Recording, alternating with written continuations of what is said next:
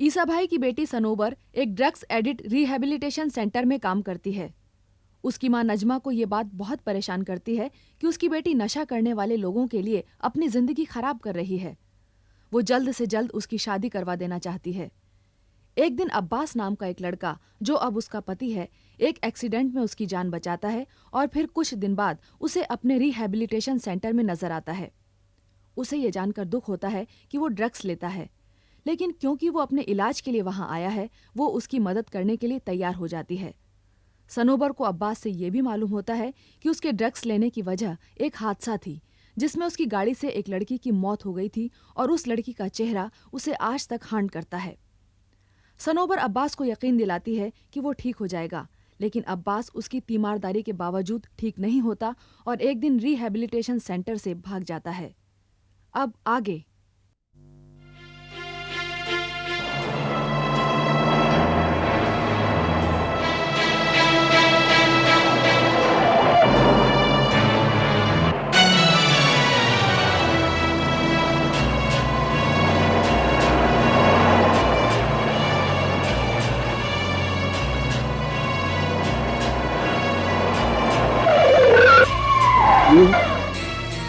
अरे पापी हत्यारे, ये तूने क्या किया?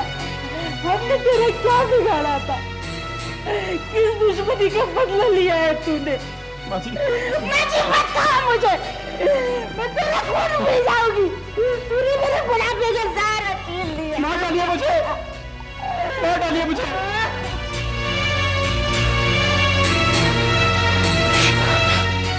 आप ये क्या किया आपने?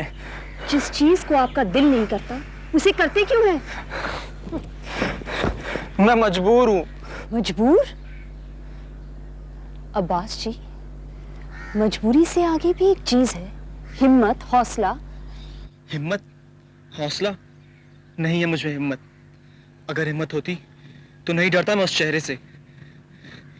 वो चेहरा साए की तरह मेरा पीछा करता है। मैं डर जाता हूँ उस चेहरे से, और फिर मुझे इसका सहारा लेना पड़ता है। आप इस चीज का सहारा नहीं ले सकते। तो फिर किस चीज का सहारा लूं मैं? मेरा। आपका? हाँ, मेरा। मैं दूंगी आपको सहारा, मैं दूंगी आपको हिम्मत। आपके दिलो दिमाग से इस खौफ को मैं निकाल दूंगी। मगर आप किस तरह निकालेंगी मेरे दिल से ये खौफ? ये तो साए की तरह मेरे साथ रहता है। मैं भी साए की तरह आपके साथ रहूंगी। आप? हाँ, मैं। मगर क्यों रहना चाहती आप मेरे साथ?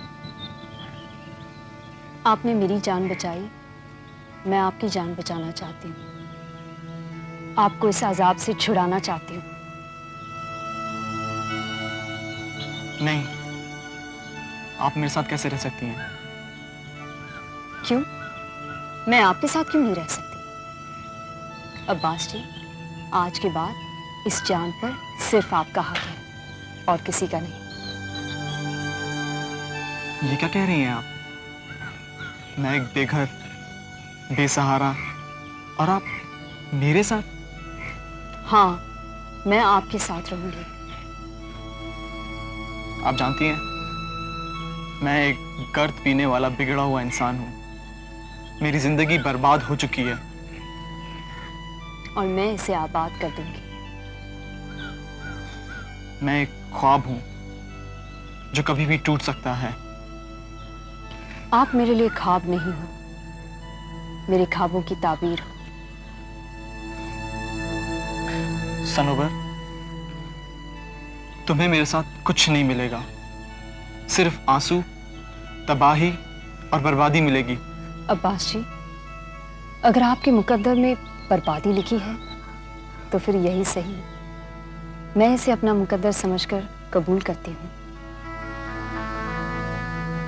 सोच लो सनोबर, ये सौदा तुम्हें बहुत महंगा पड़ेगा। उम्र भर पछताओगी तुम, सिर्फ पछताओगी। अब्बास, मेरी तरफ देखो। क्या मेरे चेहरे पर फिक्र या परेशानी की कोई झलक है? नहीं ना? तो फिर कहो। मगर एक बात सुन लो सनोबर, मैं ये गर्द पीना कभी नहीं छोड़ सकता। और मैं तुम्हें कभी नहीं छोड़ सकती। सनोबर, हाँ अब्बास, मैं नहीं रह सकती तुम्हारे बगैर, नहीं रह सकती।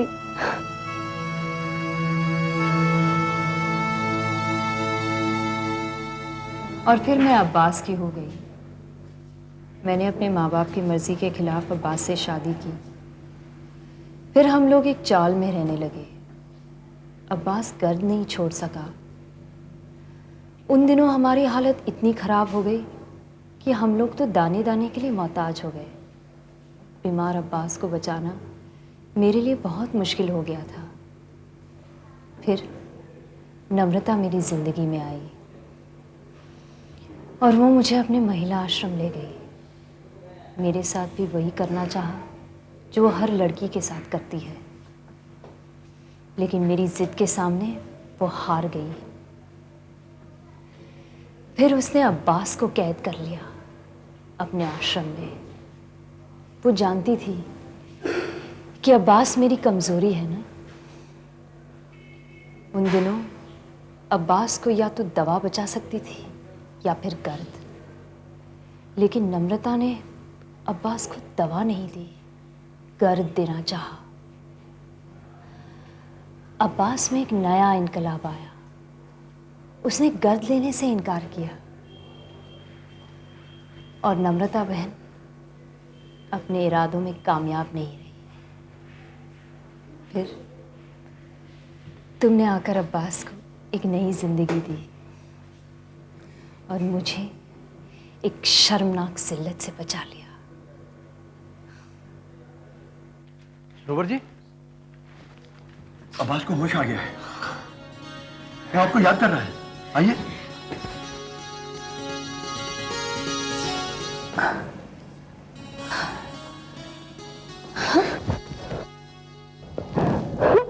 सनोबर,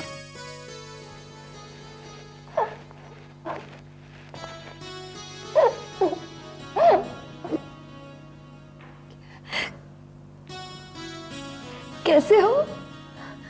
मैं अच्छा हूँ, बिल्कुल अच्छा। मेरे अल्लाह, तूने मेरी अब्बास की जान बचाई।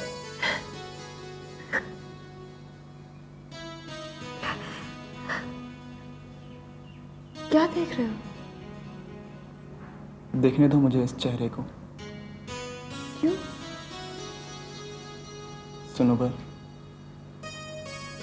उस हादसे के बाद वो चेहरा मेरे दिल में, मेरे दिमाग में, मेरी आंखों में बस गया था। मैं डरने लगा था अपने आप से, और उस खौफ से छुटकारा पाने के लिए मैं गर्द पीता था। लेकिन जब मैं नम्रता की काल कोठरी में पहुंचा तो बस मेरी नज़रें जम गई तुम्हारे चेहरे पर, और फिर धीरे धीरे वो चेहरा मेरे दिल से, मेरे दिमाग से, मेरी आंखों से गायब होने लगा। मैं भूलने लगा था उस चेहरे को, और बस तुम्हारा चेहरा था सामने मेरे। सनोबर, तुम्हारे चेहरे की ताब ने मुझे उस चेहरे से दूर कर दिया, हमेशा हमेशा के लिए दूर कर दिया। और अब अगर मेरे दिल में कोई चेहरा है तो सिर्फ तुम्हारा।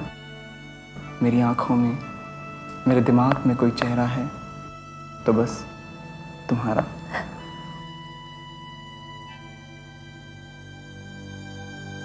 ना सनोबर, अब इन आंसुओं को पोंछ लो। मैं तुम्हें एक खुशखबरी सुनाना चाहता हूँ, सुनोगी? सनोबर, मैं अब गर्द कभी नहीं पीऊंगा। क्या? हाँ, कभी नहीं पीऊंगा। सच? तुम्हारी कसम। अब मुझे इसकी जरूरत नहीं है। मेरे अल्लाह, तूने मेरी फरियाद सुन ली। प्रगति, आप लोग ने सुना अब्बास ने क्या कहा? सुना। सनोबर, तुम्हें और अब्बास भाई को नई जिंदगी मुबारक हो। अब्बास, हमें प्रगति का शुक्रिया अदा करना चाहिए। आज जो कुछ भी हुआ उसकी वजह प्रगति है। प्रगति, हम तुम्हारा ये एहसान जिंदगी भर नहीं भूलेंगे। सनोबर, जरा इधर आओ। क्या बात है प्रगति? सनोबर, तुमने बीवी का धर्म तो अदा किया है, लेकिन बेटी का धर्म भूल गई तुम। नहीं प्रगति, मैं भूली नहीं हूँ। तो फिर मैं ईसा भाई को खुशखबरी सुना दूं? नहीं। क्यों? प्रगति, मैंने अब्बास की वजह से अपने माँ बाप का घर छोड़ा है। जानती हो क्यों? क्योंकि उन्होंने मेरे सामने अब्बास की बेइज्जती की, उसे जलील किया, उस पर हाथ उठाया। मैं सब कुछ भूल सकती हूँ, सब कुछ बर्दाश्त कर सकती हूँ, लेकिन अब्बास की बेइज्जती नहीं। सनोबर, तुमने तस्वीर का एक ही रूप देखा है, दूसरा नहीं। तुम लोगों के जाने के बाद ईसा भाई बहुत रोए, बहुत तड़पे। तुम लोगों को उस बस्ती में ढूंढने की कोशिश भी की, लेकिन तुम लोगों ने मिले नहीं। आज भी उनकी आंखों से आंसू थमते नहीं। तुम्हें बहुत याद करते हैं, बहुत याद करते हैं। अब्बास। प्रगति, मेरी ये बदकिस्मती है कि मैं अब्बू के प्यार को कभी समझ नहीं सकी। सनोबर,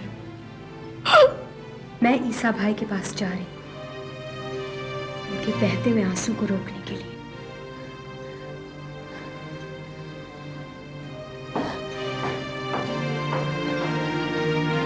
ईसा भाई, ईसा भाई, कहाँ हैं आप? जल्दी आइए। अरे प्रगति बिटिया, क्या बात है, आजकल तो तू ईद का चांद हो गई है। आपने मुझे ईद का चांद कहा ना, मैं आपके लिए एक बहुत बड़ी खुशखबरी लेकर आई हूँ। खुशखबरी? कैसी खुशखबरी? याद है आपने कहा था कि अगर मैं आपको सनोबर से मिलवा दूंगी, आप मेरा मुंह मोतियों से भर देंगे? हाँ, कहा था, और मोतियों से भर भी दूंगा। तो भर दीजिए मेरा मुंह, मैं आपको सनोबर से मिलवा दूंगी। ये तू क्या कह रही है बेटी? सच कह रही हूँ मैं। देख देख, मेरा दिल बड़ा कमजोर है, कहीं ये धड़कना बंद ना कर दे। बता बता, कहाँ सनोबर? पहले कीजिए मेरी मुंह भराई। अरे बेटी, मुंह भराई क्या, आज से सारी दौलत तेरी, ये मकान वो दुकान सब तेरे ना, मगर बता दे बता दे। बताती हूँ, सनोबर अस्पताल में है। अस्पताल में?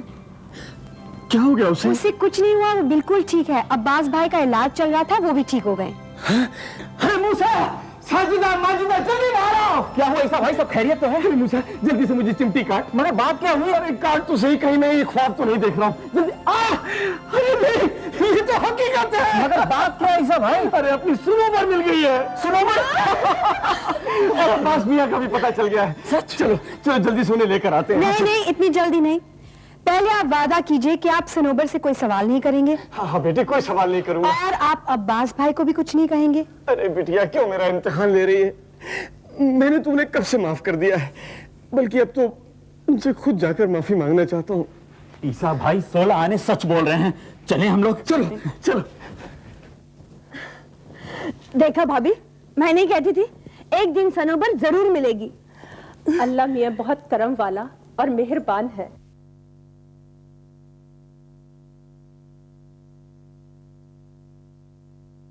सनोबर, देखो मैं अपने साथ किनको लेकर आई हूँ।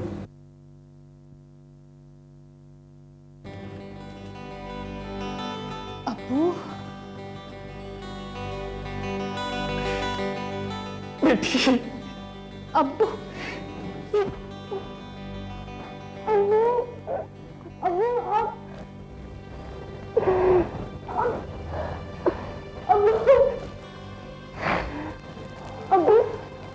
मुझे माफ कर दीजिए अब्बू। मुझे मालूम है, पाप को करने से तो निकाल दिया,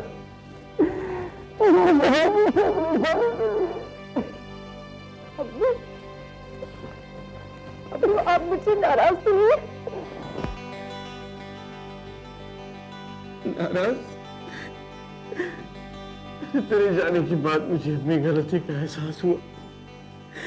तेरी जुदाई तो मुझसे बिल्कुल बर्दाश्त नहीं होती थी बेटी। मुझे तू बता इसे।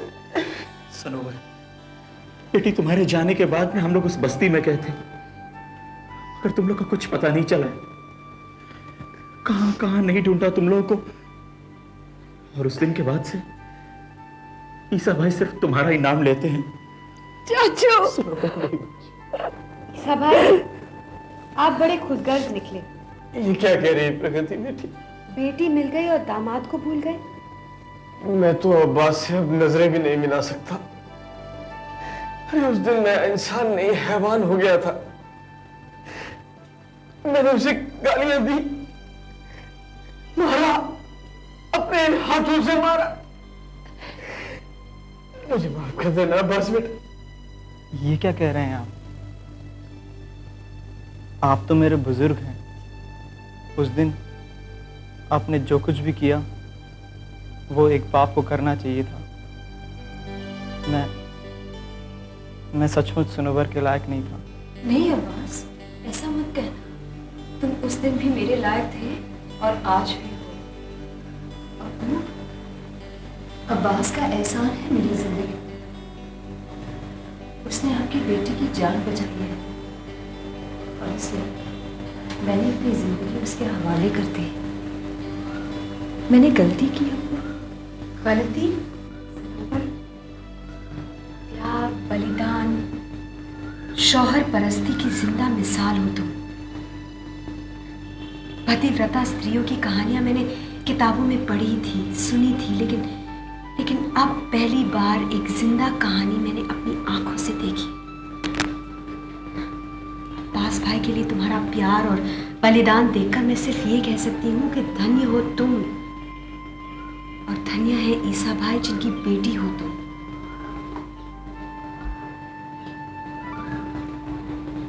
ईसा भाई, अब्बास भाई ने कर्द की आदत छोड़ दी है, बिल्कुल छोड़ दी है।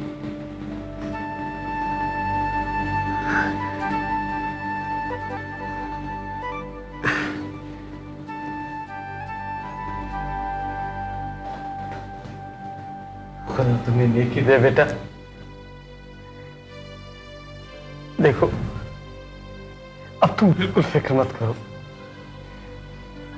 खुदा ने हमें तो बेटा नहीं दिया, मगर अब तुम हमारे बेटे हो। तुम कभी भी जिंदगी में अब ये मत सोचना कि इस दुनिया में तुम्हारा कोई नहीं है। मैं आपसे माफी चाहता हूँ। मैंने आपसे झूठ बोला। हमसे झूठ बोला? जी हाँ, मैंने आपसे कहा था कि मेरा इस दुनिया में कोई नहीं है। तो क्या? जी हाँ, मेरे माँ बाप जिंदा हैं और वो इसी शहर। सच? तुम्हारे माँ बाप जिंदा है? कहाँ है बेटा वो? तुम किसकी औलाद हो? मेरे वालिद का नाम अहमद खान है। अहमद खान? मूसा, अरे मूसा सुन रहा है तू? ये अहमद भाई की औलाद है। अरे मेरे जिगरी यार अहमद खान के बेटे हैं ये। आप मेरे वालिद को जानते हैं? जानते हैं? जानते नहीं बल्कि उन्हें पहचानते भी हैं बेटे। या अल्लाह, मूसा, किसी ने सच ही कहा है। जिल्लत और इज्जत ऊपर वाले के हाथ में है। वो जिसे चाहे इज्जत दे सकता है और जिसे चाहे जिल्लत दे सकता है। अरे याद है वो दिन जब अहमद भाई के साथ हमारी कितनी बुरी ठनी थी? और आज वही उन्हीं का ये बेटा हमारे सनोवर का शायर है। अहमद भाई सुनेंगे तो कितना खुश होंगे।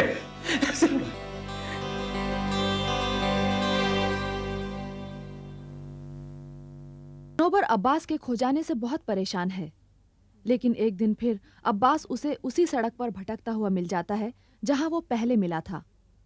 अब्बास सनोबर से कहता है कि वो ड्रग्स लेना नहीं छोड़ सकता और सनोबर उसे कहती है कि वो उसे नहीं छोड़ सकती। ये कहानी सनोबर प्रगति को सुनाती है।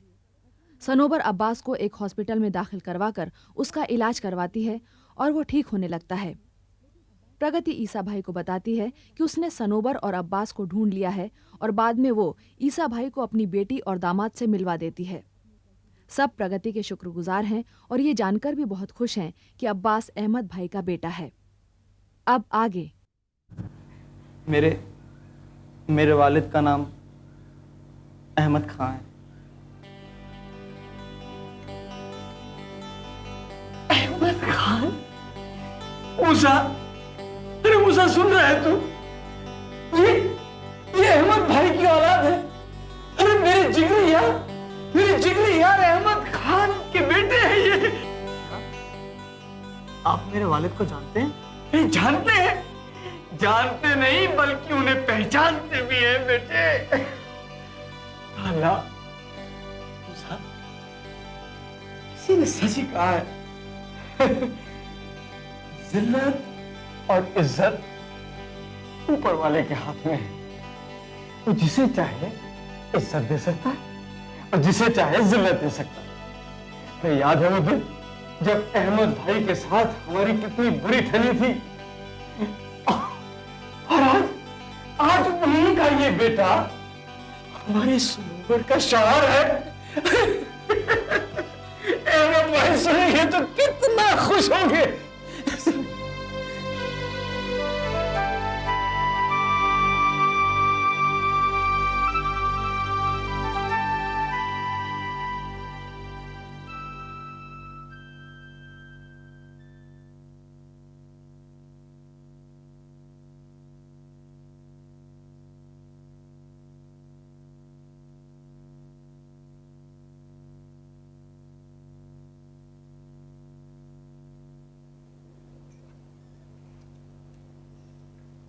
क्या बात है? क्या सोच रहे हैं आप? यही कि अल्लाह ने हमें सब कुछ दिया, दौलत दी, इज्जत दी, नाम दिया, जिंदगी की हर खुशी दी, किसी चीज की कोई कमी नहीं की उसने। हाँ, मगर हमारा ही दामन छोटा था। हमने उसकी दी हुई नियमतों को ठुकरा दिया। नजमा,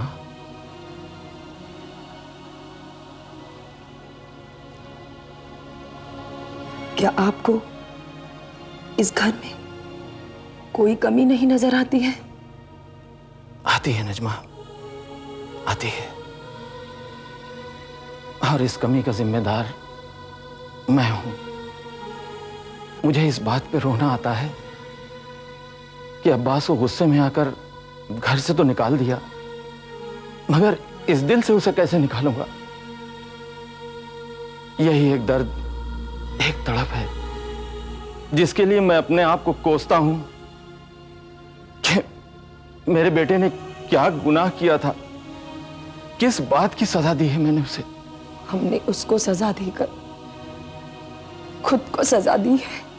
हाँ नजमा, ये एहसास, ये गुनाह का एहसास मेरे दिल को, मेरे ज़मीर को दिन रात कचोके लगाता है और पूछता है कि अहमद, क्यों निकाला था अब्बास को घर से, जबकि वो बीमार था, अपना ज़हनी तवाज़ुन खो बैठा था। न जाने कहाँ होगा मेरा अब्बास, किस हाल में होगा। और नजमा, मैं तुम्हारा भी गुनहगार हूं। मैंने एक मां से उसका बेटा छीना है। देखिए, इसमें किसी का कोई कसूर नहीं। कसूर तो हालात का है। हमने भी तो हालात को संभालने की कोशिश न की। अब भी कुछ नहीं बिगड़ा, हम अब भी अपने बेटे को ढूंढ सकते हैं। हाँ, जरूर ढूंढूंगा अपने बेटे को, मगर न जाने वो इस शहर में है कि कहीं और चला गया। जब से वो गया उसकी कोई खबर भी तो नहीं मिली। खबर नहीं मिली या हमने उसकी कोई तलाश नहीं की? मैं तलाशूंगा इस शहर में, इस मुल्क के हर शहर में, और अखबार में इश्तहार दूंगा कि जो कोई उसका पता बताएगा उसका मुंह मोतियों से भर दूंगा। मैं जानती हूँ आपके बेटे का पता। तुम कौन हो बेटी? जी, मेरा नाम प्रगति है। क्या तुम जानती हो मेरे बेटे को? क्या अब्बास ने भेजा है तुम्हें यहाँ पर? यूं ही समझ लीजिए। कहाँ है मेरा अब्बास? अस्पताल में। अस्पताल में? क्या हुआ मेरे बेटे को? मेरा अब्बास ठीक तो है ना? अब वो बिल्कुल ठीक है। ये शायद किसी के प्यार का करिश्मा है कि वो मौत के मुंह से बचकर सही सलामत वापस आ गए। क्या कह रही हो बेटी? जी हाँ, सनोबर का प्यार था, उनकी दुआओं का असर था जो अब्बास भाई को नई जिंदगी मिली। सनोबर? कौन है सनोबर? ईसा भाई की बेटी। ईसा भाई की बेटी? मगर वो तो घर छोड़कर चली गई थी। यूं कहो कि वो घर से भाग गई थी किसी आवारा और बदमाश लड़के के साथ। क्या आप जानते हैं उस आवारा और बदमाश लड़के का क्या नाम है? क्या नाम है? अब्बास। अब्बास? जी हाँ, सनोबर ने अब्बास भाई के लिए घर छोड़ा था। अब्बास भाई की जान बचाने के लिए उन्होंने अपनी जिंदगी दांव पर लगा दी थी। मगर उसने ये सब क्यों किया? आखिर क्या रिश्ता है उसका हमारे अब्बास के साथ? अब्बास भाई उनके शौहर हैं। क्या? जी हाँ, और सिर्फ इसलिए ईसा भाई ने आपके साथ रिश्ता तोड़ा था क्योंकि सनोबर अब्बास के साथ प्यार करती थी। बेटी, ईसा भाई ने रिश्ता तोड़ा नहीं, उन्होंने तो टूटे हुए रिश्तों को जोड़ा है। और तू तो हमारी मायूस जिंदगी में खुदा की रहमतों का पैगाम बनकर आई है। तू इंसान नहीं, फरिश्ता है बेटी। हाँ बेटी, ले चल हमें हमारे अब्बास के पास। चलिए।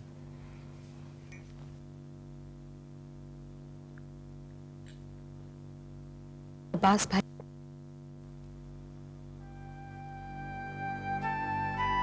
मेरे बच्चे, अब्बू, अब्बास, मेरे बच्चे।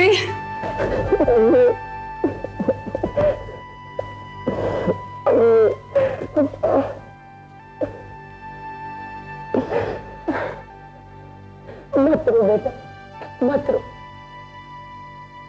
देख, तेरे अब्बू आए हैं तुझे लेने के लिए। अब्बू, माफ कर दो मुझे, कर दो। बहुत शर्मिंदा हूँ, बड़ा जुल्म किया मैंने तुझे बेटे। नहीं अब्बू, ये क्या कह रहे हैं आप? कह लेने दे बेटे, मुझे कहने दे, वरना हमेशा ही बोझ रहेगा मेरे दिल पे। अरे बाप होकर मैंने तुझे घर से निकाल दिया, ये भी न सोचा कि तू बीमार था, बेबस था, लाचार था।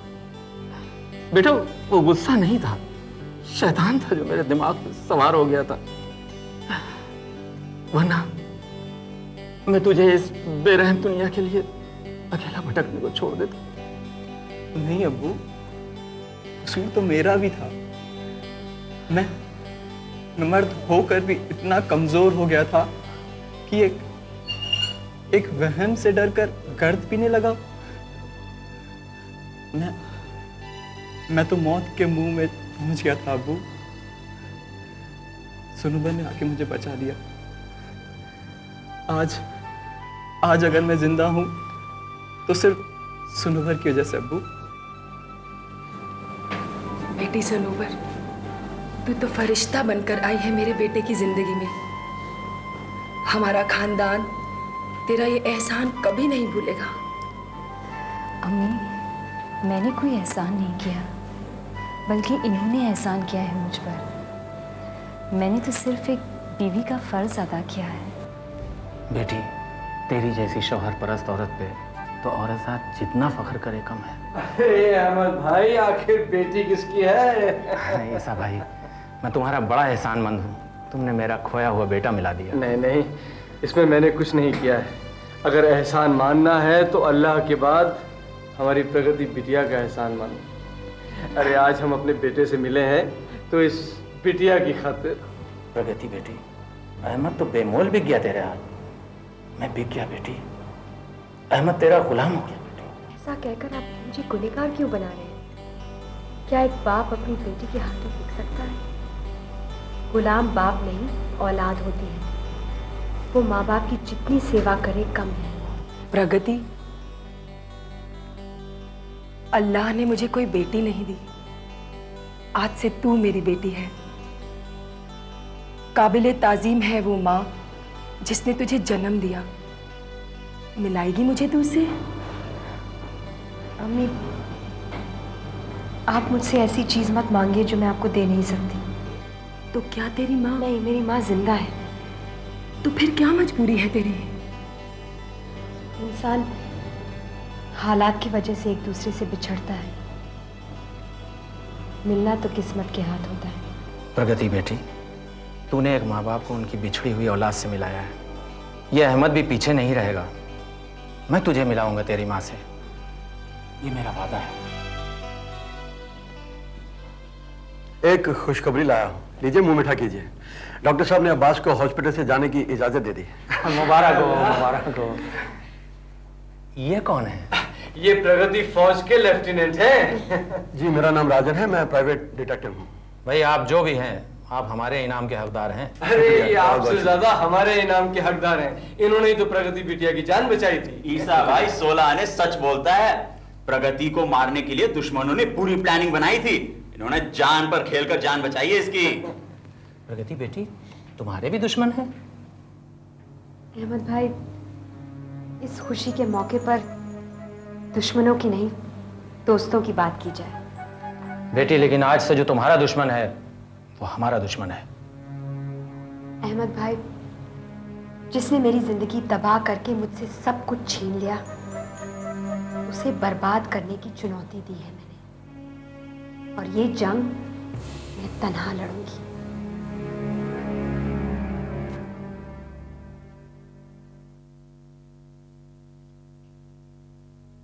उनो जाकू आता रे, मैं तो है पोटी हवेली में पोटी।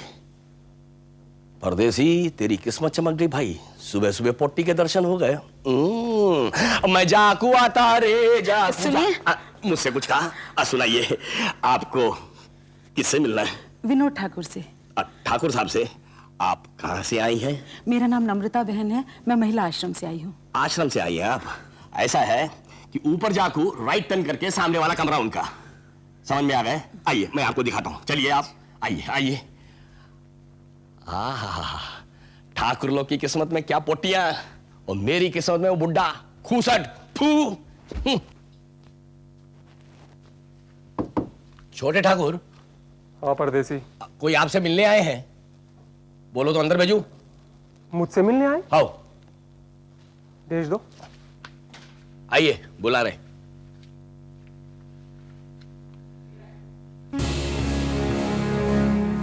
नम्रता, तुम? हाँ, मैं। परदेसी, तुम जाओ। जी। नम्रता, तुम यहाँ पर क्यों आई हो? प्यासे को कुएं के पास आना ही पड़ता है। मुझे फोन कर दिया होता, मैं तुम्हें मिलने आ जाता। शुक्र है आज घर में कोई नहीं है। ठाकुर साहब, आजकल मेरी जिंदगी एक खाना बदोश की तरह होकर रह गई है।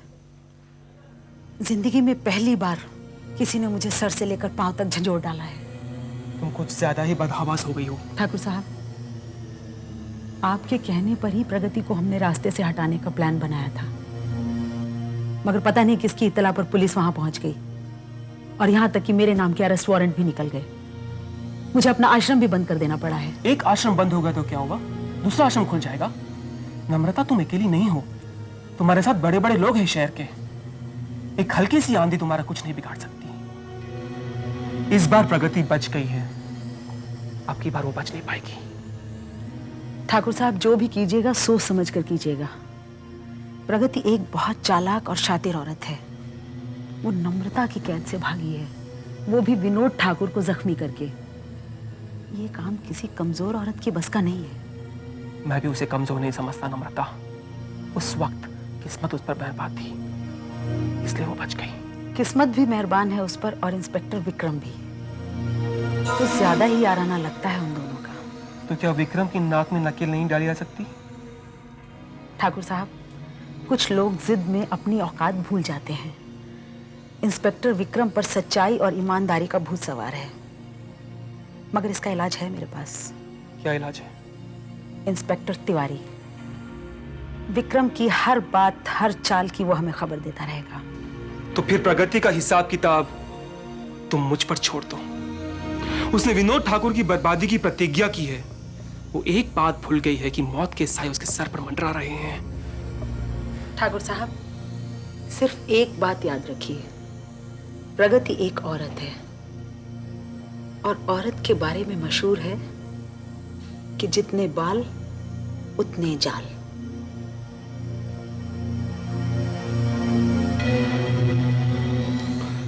नम्रता, मुझे शहर जाना है, एक जरूरी अपॉइंटमेंट है। ठीक है, मैं भी चलती हूँ। चलिए। क्या पोटी है भाई, जैसे दिखती है वैसे है नहीं। मेरी तो कुछ समझ में नहीं आ रहा, मैं कहाँ फंस गया भाई। किसके बारे में बोल रहे हो ससुर?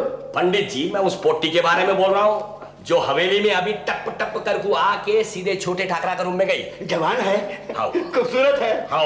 अरे उम्र कितनी है रे? अरे यही कोई 40-45 साल की होगी। देख ससुर, 40-45 साल की औरत को जवान कहता है? पुरानी हड्डी भी क्या जोश मार रही। अगर तुम्हारा जैसा बूढ़ा आदमी पोटिया की उम्र पूछेगा तो लोग तुम्हारी इज्जत के छिलके निकाल निकाल कर बाहर फेंक जाते उतार। ये बता ससुर के नाम का है उसका? उसका नाम नम्रता आश्रम। नहीं, नम्रता आश्रम नहीं, नम्रता बहन। मगर चरित्र बहुत गड़बड़ है भाई उसका। अरे तुम बहुत नीच हो, बहुत नीच हो परदेसी। एक तरफ उसको बहन कहते हो और दूसरी तरफ उसके चरित्र पर कीचड़ उछालते हो। कीचड़ क्यों नहीं उछालूं? पोटी को देखते ही ठाकुरा के बदन में 1000 वाट का करंट दौड़ गया। मैं तभी समझ गया सब्जी में जरूर कुछ काला है भाई। अरे परदेसी, तुम तो रसोई घर का इतिहास ही बदल दिए बेटवा। सब्जी में काला नहीं, दाल में काला होता है। पंडित जी, दाल में काला लहसुन समझ के दाल को खा जाते। अगर सब्जी काली हो तो पूरी की पूरी हंडी उठाकर बाहर फेंक देते, जैसा मेरे को बाहर फेंक दिया उन्हें। राम राम, नौकरों की ऐसी बेइज्जती अरे हमारे टनकपुर में नहीं होती। फिर टनकपुर? अरे परदेसी कहाँ गए? कहाँ गए परदेसी? अरे परदेसी, तुम बहुत बदनसीब हो बेटा, जो तुम हमारे टनकपुर का इतिहास नहीं जान पाए। बेटे अब्बास के खो जाने के बाद से अहमद भाई और उनकी बीवी नजमा बहुत परेशान हैं।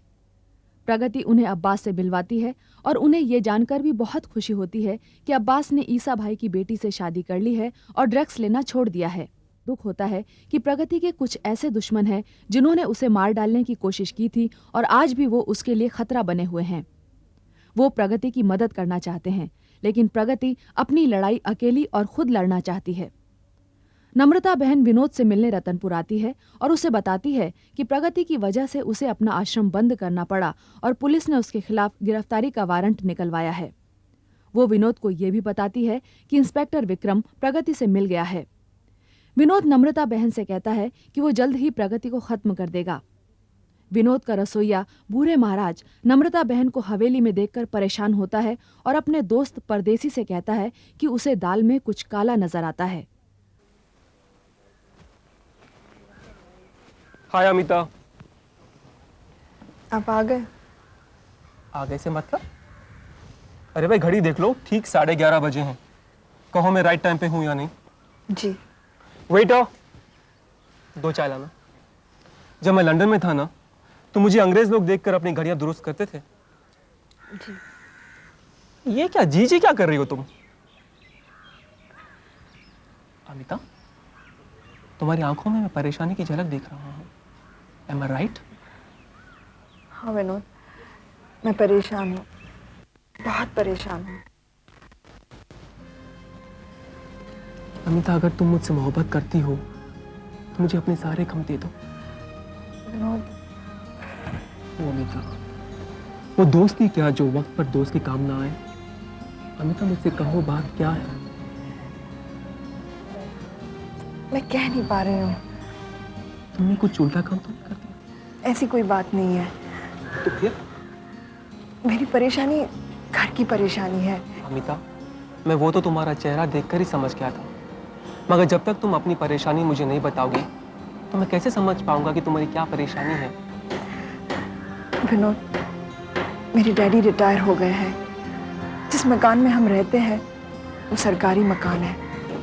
उस मकान को हमें खाली करना पड़ रहा है। दूसरा मकान भी ढूंढ रहे हैं, कोशिश भी कर रहे हैं। दूसरा मकान मिल रहा है मगर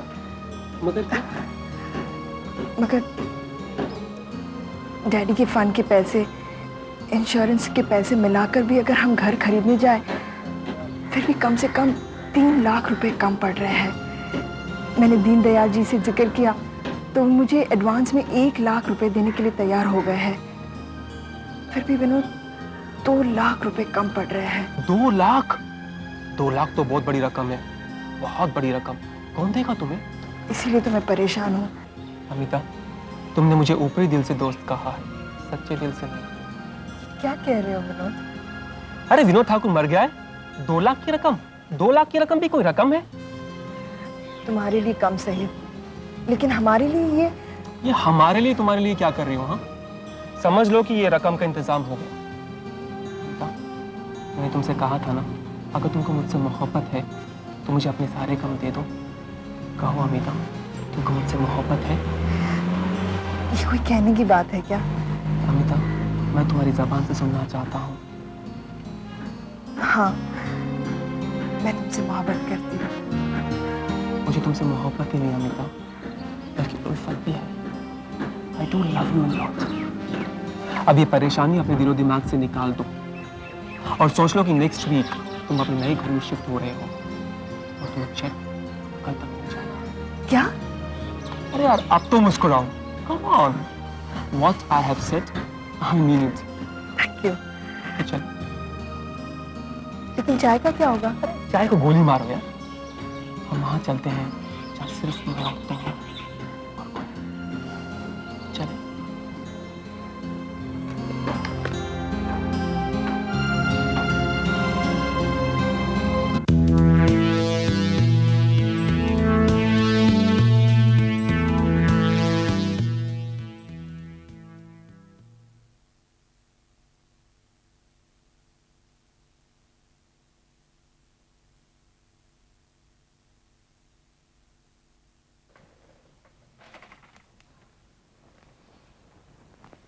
क्या बात है जी, बड़े परेशान दिखाई दे रहे हो?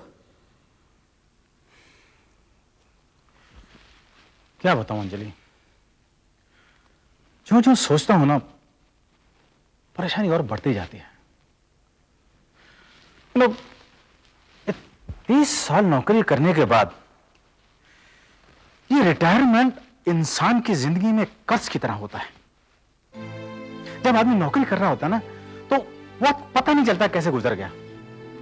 उस वक्त उसके पास एक पोजीशन होती है, एक जगह होती है, एक कुर्सी होती है, और जैसे कुर्सी चली जाती है उसका वजन कम हो जाता है, उसका कद कम हो जाता है, उसकी इंपॉर्टेंस भी कम हो जाती है। ऐसे लगता है जैसे जिंदगी में कुछ रहा ही नहीं। जैसे ये एहसास होता है ना, डिप्रेशन और बढ़ जाता है। मगर आप दुनिया के पहले इंसान तो नहीं हो जो रिटायर हो रहे हो। देखो, मेरी रिटायरमेंट और दूसरे लोगों की रिटायरमेंट में बहुत फर्क है। क्या फर्क है? अरे भाई, जब दूसरे लोग रिटायर होते हैं ना तो उनका बोझ हल्का करने के लिए उनके बेटे तैयार होते हैं, और भगवान ने तो हमें इस दौलत से वंचित रखा है। काश हमारा भी कोई बेटा होता। डैडी, क्या मैं आपका बेटा नहीं हूँ? मेरा तुम?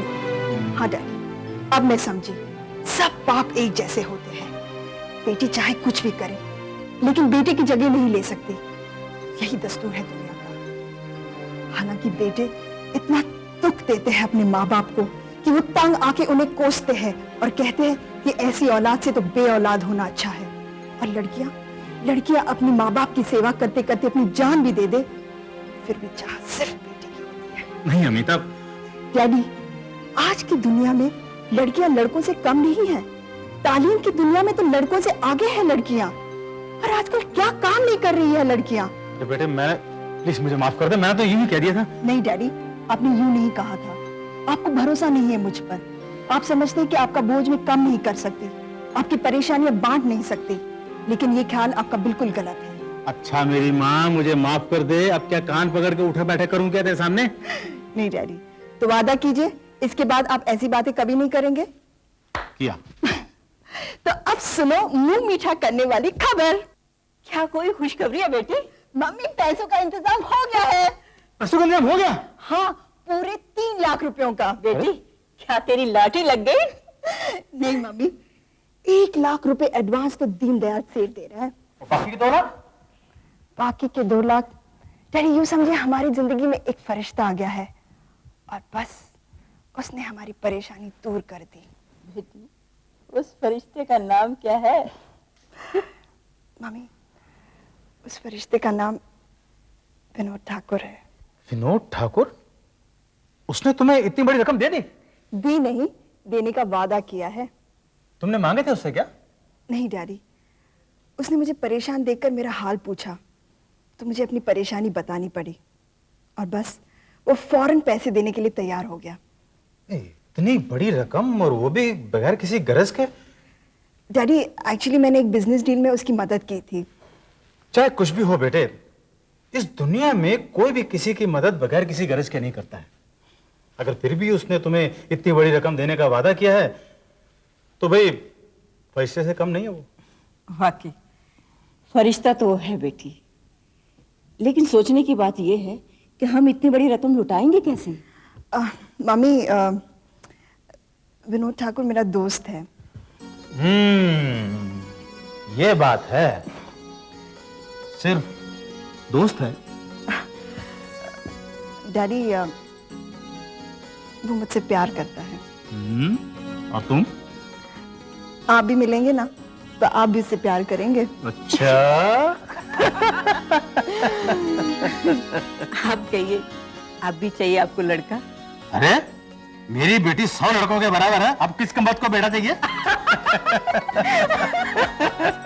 पलटी खाना तो कोई आपसे सीखे।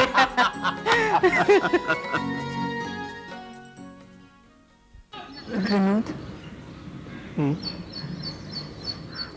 तुमने मेरी जिंदगी में आकर मेरी दुनिया ही बदल डाली। और तुमने मेरी जिंदगी में आकर मेरी दुनिया को इतना हसीन, इतना खूबसूरत बना दिया है कि मुझे हर चीज पहले से ज्यादा हसीन लगने लगी है। इतना प्यार करते हो मुझसे? अमिता, तुमने कभी अपने आप को मेरी आंखों से देखा है?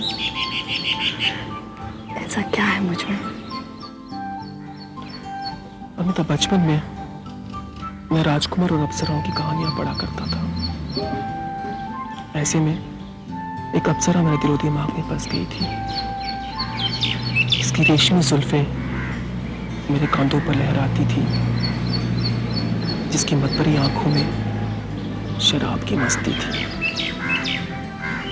इसे सुर्ख गाल लाला के दहकते हुए फूल की तरह थे, जिसकी मुस्कुराहट से फूल भी शर्मा जाते थे, जिसकी चाल मोरनी की चाल से भी ज्यादा हसीन थी और जिसकी आवाज कोयल की कूक से भी ज्यादा मीठी। ऐसी अप्सरा मेरे दिलो दिमाग में बस गई थी। मैं अक्सर सोचता क्या हकीकत की दुनिया में ऐसी अप्सरा मैं पा सकूंगा। आज मैं अपने आप को बहुत खुशकिस्मत समझता हूँ अमिता, कि मुझे अमिता की शक्ल में वो अप्सरा मिल गई। मेरे ख्वाब हकीकत में बदल गए हैं। ये तुम्हारी आंखों का धोखा है। मैं इतनी खूबसूरत थोड़ी ना हूँ। हर हसीन चीज को अपने हुस्न पर गुरूर होता है, मगर तुम्हें गुरूर नाम की चीज ही नहीं अमिता। बस ऐसी ही सादगी ने तुम्हें और भी हसीन बना दिया है। क्यों, क्या हुआ? वहां क्या लिखा है? क्या लिखा है? तुम पढ़ लो ना। तुम पढ़कर सुनाओ ना। लिखा हुआ है कि इन फूलों को तोड़ो मत। मगर दिल कहता है। क्या कहता है दिल? दिल कहता है चीज है अच्छी, इसे छोड़ो मत।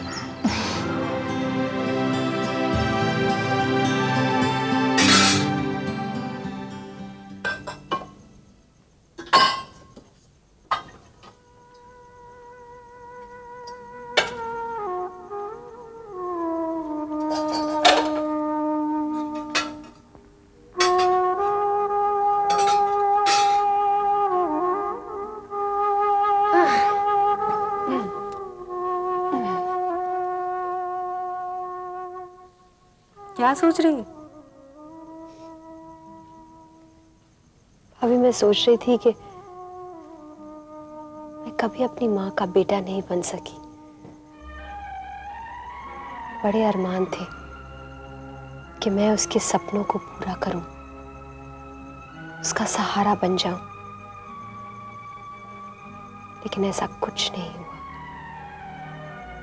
उसे खुशियां देने के बजाय मैं उसके दुखों का कारण बन गई। प्रगति, जिंदगी ऐसे ही इम्तिहान लेता है। बस यूं समझ लो कि दुख और सुख अपने अपने नसीब से मिलते हैं। लेकिन क्या हमारे नसीब में सिर्फ दुख ही दुख लिखा है? देखो, इस तरह बैठकर अपने नसीब को कोसने से बेहतर ये होगा कि भगवान की मर्जी के आगे अपना सर झुका दिया जाए।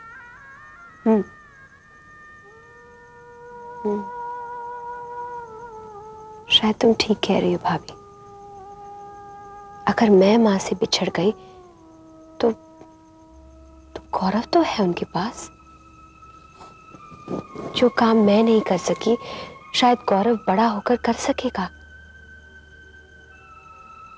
लेकिन आज वो देहरादून जा रहा है।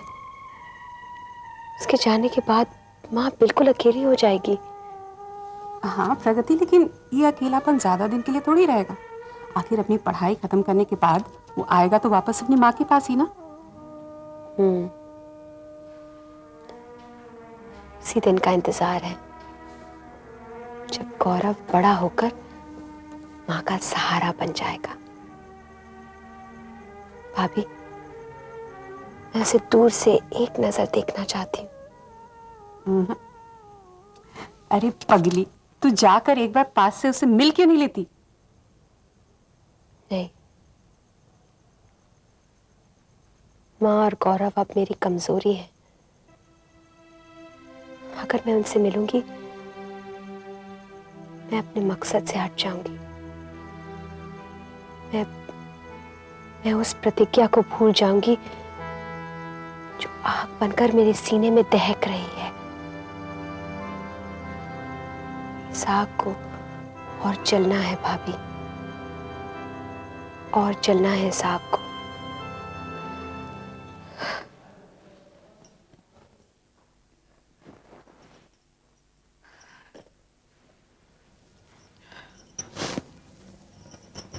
पता नहीं क्यों मेरा दिल बहुत घबरा रहा है। माँ, गौरव देहरादून ही तो जा रहा है, कोई 7 समंदर पार तो नहीं जा रहा। माँ जी, गौरव को उज्जवल भविष्य के लिए उसका देहरादून जाना बहुत जरूरी है। फिर भी इतने लंबे अरसे के लिए अपने बच्चे को अपनी आंख से दूर कैसे कर दूं? माँ, लंबे अरसे के लिए कहाँ, गर्मियों की छुट्टियों में हम उसे ले आया करेंगे, है ना? और जब भी आपका जी चाहे उससे मिलने के लिए मैं आपको ले चलूंगा गौरव के पास। फिर भी चिंता तो लगी रहेगी। माँ, तू मेरी चिंता ना कर। अरे तेरी चिंता ना करूं तो किसकी चिंता करूं बेटा? माँ, क्या तू नहीं चाहती है कि मैं पढ़ लिख कर बड़ा आदमी बनूं और तेरी सेवा करूं? कौन माँ नहीं चाहेगी कि उसका बेटा बड़ा आदमी बने? तो अब आंसू पोंछ ले माँ, और मुझे हंसते हंसते विदा कर। देख शकुंतला, कितना बड़ा हो गया है मेरा गौरव। अभी से अपनी माँ को तसल्लियां दे रहा है। ठीक ही तो कह रहा है माँ, गौरव। हेलो चाचा। हेलो चाची। नमस्ते माँ जी। नमस्ते बेटा, जीते रहो। और अनु बेटे, कैसा चल रहा है कामकाज तुम्हारा? बस चाचा चल रहा है। ये किसी के जाने की तैयारी है क्या? हाँ, गौरव देहरादून जा रहा है। अरे ये बड़ी अच्छी खबर सुनाई आपने, मुबारक हो गौरव। भैया चाची, दरअसल मैं आपको भी एक अच्छी खबर सुनाने आया हूँ। ओ सच? हाँ। जल्दी बताओ ना, क्या है वो खुशी की खबर? चाची क्या है कि मैंने एक नया घर खरीदा है, कल उसका गृह प्रवेश है। नए घर का गृह प्रवेश? अरे भतीजे, ये तुमने नया घर खरीदा कब? और हमें बताया भी नहीं। अरे चाची, अगर मैं आपको बता देता तो एक्साइटमेंट कैसे पैदा होता। मैं आपको सरप्राइज देना चाह रहा था। मेरा तो दिल खुश हो गया ये खबर सुनकर। सुना आपने, हमारा ये डॉक्टर अनिल अब घर वाला बन गया है। अरे क्या कह रही हो तुम? घर वाले का मतलब कुछ और होता है। अरे चाची, घर वाले का मतलब होता है जैसे चाचा आपके घर वाले हैं। चुप बेशरम, अब घर वाला बन गया है तो घरवाली भी ले आएगा। बता, कब लेकर आ रहे हैं घरवाली? पहले घर तो हो जाने दो चाची, घर वाली भी। घर तो हो चुका, अब ये बता, तूने उसे दावत दी है या नहीं? किसे? भतीजे, ज्यादा बनने की कोशिश ना करो, तुम्हारी चाची ने हमें सब बता दिया है। दरअसल चाचा बात क्या है कि मैंने ज्यादा लोगों को इनवाइट नहीं किया है, बस कुछ खास मेहमानों को ही दावत दी है। अच्छा, तो उन खास मेहमानों में वो खासुल खास है या नहीं? कौन खासुल खास? दूंगी एक चपत खींच के, सब भूल जाएगा। अब सच सच बता दे, वो आ रही है फंक्शन में या नहीं? चाची उसको बुलाने ही तो जा रहा था। देख, अगर वो इस फंक्शन में नहीं आएगी तो मैं नहीं आऊंगी। क्यों चाची? उसके बिना ये फंक्शन ऐसे ही लगेगा जैसे नगीने के बिना अंगूठी। नगीना नहीं चाची, मीना। हाँ, मीना, अब आए ना बच्चू रास्ते पर। हाँ अंकल, उसका नाम मीना है। तो बेटा उसे भी दावत में बुलाओ, हम भी देखें अपनी होने वाली बहू को। बस मैं उसे ही बुलाने जा रहा हूँ। तो फिर जल्दी जाओ। अच्छा चाचा, चलता हूँ, आप लोग जरूर आइएगा। जरूर। अच्छा माँ जी, नमस्ते। बाय गौरव। अरे चाचा, आपका कार्ड। हाँ, थैंक यू। शकुंतला, अब हमें इस फंक्शन में जरूर जाना पड़ेगा, वो तो अपनी इस होने वाली मीना को देखने के लिए। हैं? हाँ माँ।